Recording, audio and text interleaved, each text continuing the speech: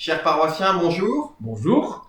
Alors aujourd'hui, nous souhaitions, à l'occasion un peu du dimanche de la santé dans notre paroisse, vous reparler des custodes et donc du fait de porter la communion aux malades. Ce qui nous semble être vraiment important car c'est un très beau ministère, un ministère qui est très important auprès des malades.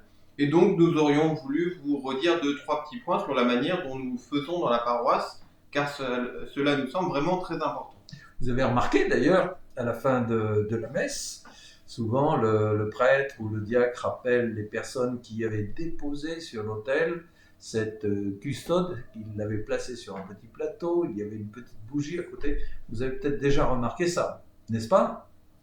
Et de fait, ce geste est un geste qui est très important à faire publiquement.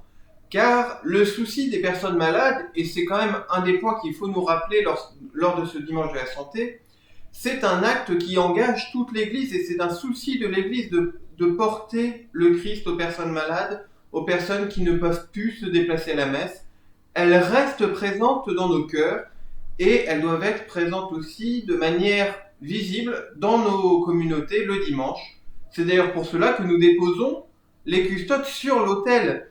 Ce n'est pas simplement un petit acte privé où on viendrait discrètement prendre une hostie pour quelqu'un. Non, c'est un acte de la communauté et c'est ce que nous cherchons à manifester. Qui est une manière aussi pour nous tous et pour toute la communauté de dire que les malades, à travers cette custode, sont tout proches du Seigneur. On les met à côté justement du sacrement, du Saint-Sacrement qui est sur l'autel. C'est pour ça qu'on met parfois aussi, moi je demande de mettre le nom du malade de façon à ce que le prêtre il prie aussi avec une personne qu'il connaît ou une personne physique, c'est pas un anonyme, c'est quelqu'un qui est aimé de tous. Et au nom de la communauté, eh bien, le prêtre il porte cette prière aussi avec nous tous. Et de plus, quand nous rappelons les personnes pour qu'elles viennent chercher les custodes, et donc le Saint-Sacrement, l'enjeu aussi est de signifier que ces personnes qui portent la communion aux malades reçoivent un ministère de la même manière que les personnes qui donnent la communion avec les prêtres et les diacres reçoivent un ministère à cette occasion-là.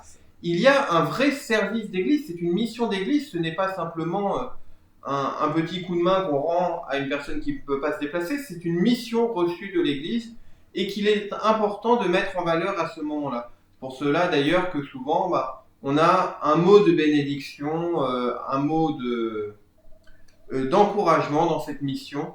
Habituellement, moi je dis recevez cette part de notre Eucharistie commune, qu'elle soit la joie et la force de nos frères et sœurs malades.